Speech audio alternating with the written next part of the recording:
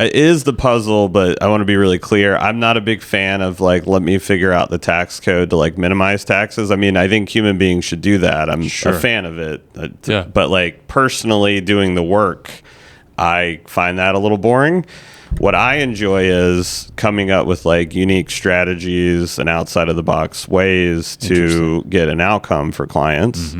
It is a bit of a math formula where there are like standards and formulas and things you use to get there. And so it can be black and white, but even within that, there is gray because it's how you interpret the standard and, you know, the information you put in and how you present things, like how you frame it. Like just to give you an example, when I'm negotiating for a client that has a large income tax liability and they need a deal, they look at your cash flow. So it's your income minus allowable expenses. And most of my clients are self-employed. So their income varies, right? So there's a rule that says you can use their current income or you can average because their income varies.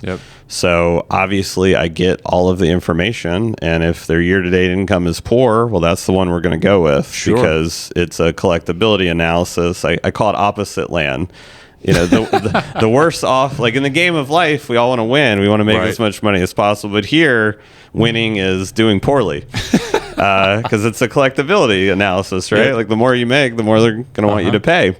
So it's like, okay, year to date, your income's poor. Let's roll with that one. And, you know, some agents are good, some are bad. I mean, the good ones are going to want to average and look at that. But, you know, the flip side of that is, well, you know, oh, you had a bad year a year or two ago, right? Like that's how we got in the problem. Well, it's average. You know, I represented a real estate agent and I argued you should look at the full cycle, and they bought it, you know, so...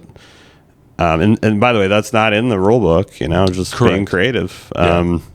You know, so it's, while they're like rules and things there, it's really about like how you use them and how you think about it. And, you know, and I think it's like understanding who the client is and what they want and really understanding their point of view.